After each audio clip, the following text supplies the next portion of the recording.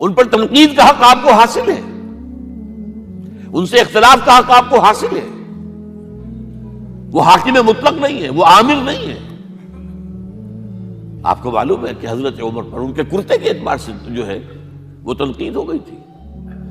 تنقید کرنے والا کون تھا؟ سلمان فارسی رضی اللہ تعالی عنہ، جن کے بارے میں حضور نے فرمایا سلمانو منا اہل البیت، یہ تو ہمارے اہل بیت میں سے ہے. اتنا قریب تھا.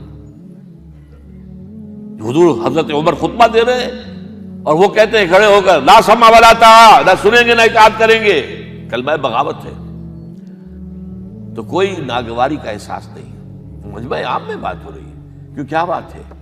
یہ جو کرتا آپ نے پہنا ہے یہ ان یمنی چادروں سے بنا ہے جو مال غنیمت میں آئی تھی، اور جتنی ٹکڑا جو ہے ہر مسلمان کو ملا اس سے کرتا نہیں بنتا، اور آپ ہیں بھی طویل القامت، آپ کا کرتا کیسے بن گیا؟ فرماتے ہیں کہ عبداللہ سے، اپنے بیٹے سے، عبداللہ ابن عمر رضی اللہ تعالیٰ عنہ، عبداللہ تم وضاحت کر دو.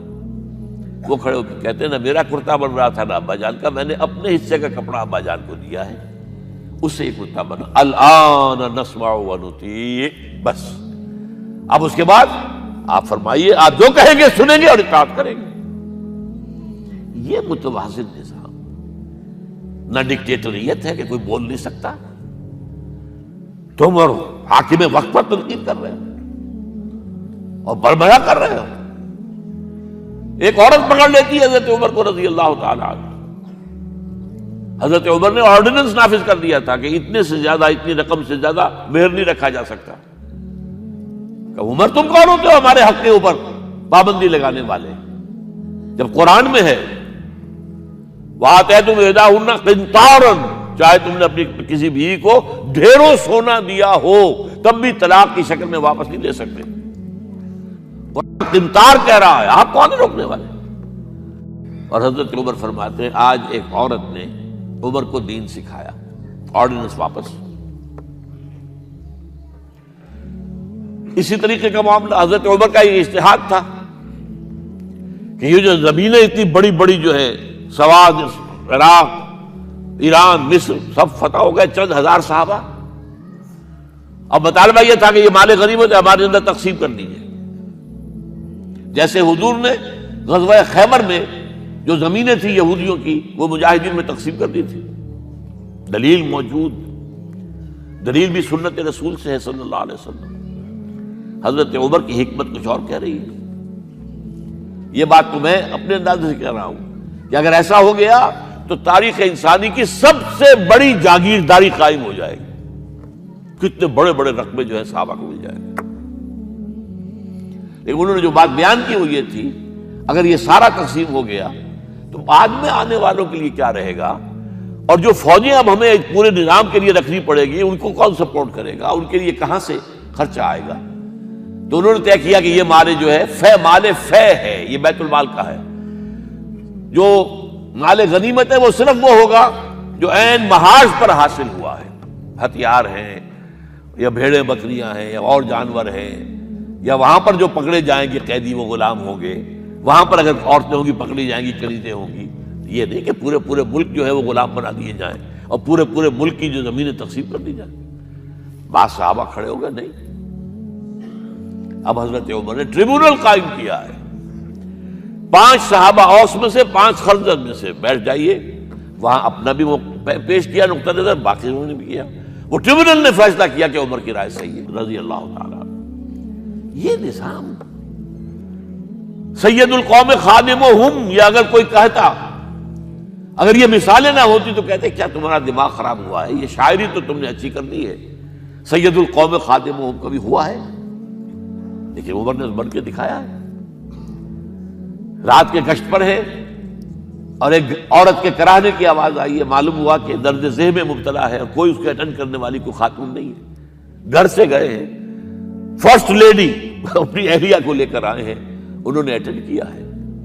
اور اس کے بعد بچہ ہو گیا تو اندر سے ان کی اہلیہ کا امیر المومنین مبارک ہو بیٹا ہوا ہے. ایک اور دفعہ اسی طریقے سے گشت پر تھے، ایک گھر میں سے بچوں کے رونے کی آواز آئی. معلوم کیا کہ ایک خاتون ہے اور بچے ہیں، کھانے کو کچھ ہے نہیں. اس خاتون نے کہا میں نے یہ آگ کے اوپر جو ہے ہانڈی رکھی اس میں پانی ہے، اور بچوں کو میں بہلا رہی ہوں کہ کچھ پک رہا ہے، ٹھہرو ذرا صبر کر لو، اسی طرح سو جائیں گے بھوکے۔ کانپ گئے حضرت عمر، گئے بیت المال سے اور بوری گندم کی لے کر اپنے کندھے پر، اپنے غلام سے کہا میرے کندھے پر رکھو، اس نے کہا میں لے چلتا ہوں حضور۔ نہیں، قیامت کے دن تم میرا بوجھ نہیں اٹھا سکو گے۔ اور وہ اپنے کندھے پر لاد کر لائے ہیں اور وہاں کھانا تیار کروایا، بچوں کو کھلایا ہے۔ یہ نظام، یہ ہے رحمت للعالمینی کا مظہر۔ یہ جان لیجئے سیرت محمدی صلی اللہ علیہ وسلم کے جب آپ مطالعہ کرتے ہیں کہ وہ سارا انقلابی جدوجہد کا دور ہے، اس میں ابھی نظام کی جو خوبیاں ہیں وہ پورے طور پر سامنے نہیں آئی تھی۔ ابو بکر صدیق رضی اللہ تعالیٰ عنہ کا دور خلافت جو ہے وہ بھی کاؤنٹر ریولوشنری موومنٹس کو ختم کرنے میں صرف ہو گیا ہے، جسے انگریزی میں کہتے ہیں للی ان بلوم، نظام اسلام۔ اسلام کا نظام عدل اجتماعی جو ہے ایک کھلے ہوئے پھول کی طرح نظر آئے گا حضرت عمر رضی اللہ تعالیٰ عنہ کے دور خلافت میں۔ مساوات کا اندازہ آپ کر سکتے کوئی؟ خلیفہ وقت سفر کر رہا ہے بیت المقدس کا، کتنے کئی سو میل، میرے کم سے کم 500 میل تو ہوگا مدینے سے بیت المقدس۔ ایک اونٹنی ہے، ایک خادم ساتھ ہے، اسی اونٹنی کے اوپر راشن بھی ہے راستے کا، لہذا ایک وقت میں ایک آدمی سوار ہو سکتا ہے، دو نہیں۔ ایک منزل خلیفہ اوپر بیٹھے ہیں اور خادم آگے چل رہا ہے نکیل پکڑ کر، ایک اگلی منزل میں خادم اوپر بیٹھا ہے اور خلیفہ آگے جو ہے نکیل پکڑ کر چل رہا ہے۔ جب آخری منزل آئی تو وہ خادم کی باری تھی اوپر بیٹھنے کی، اس نے ہاتھ جوڑ دیے کہ خدا کے لیے لوگ کیا کہیں گے، مجھے کہیں گے تمہاری یہ جرت؟ فرمایا نہیں، الدور دورک، نہیں، یہ تو حساب کا معاملہ ہے، میتھمیٹکس کا معاملہ ہے، یہ تمہاری باری ہے، بیٹھو۔ یہ بلندیاں، یہ عظمتیں، یہ عدل، یہ انصاف، اور پھر یہ کہ بوریا نشین، کوئی محل نہیں۔ ایک آیا ایرانی مدینے میں چکر لگایا، کوئی انہیں محل نظر نہیں آیا، اسے پوچھا ہے اینا ملککم، تمہارا بادشاہ کہاں ہے؟ جواب دیا گیا لیس لنا ملک بل لنا امیر، ہمارا کوئی ملک نہیں ہے، بادشاہ نہیں ہے، ہمارا امیر ہے۔ کہاں ہے تمہارا امیر بھائی؟ وہ بیت المال کے کچھ اونٹ گم ہو گئے تھے، سب تلاش کر چکے، نہیں ملا، ہمارا خلیفہ خود گیا ہے۔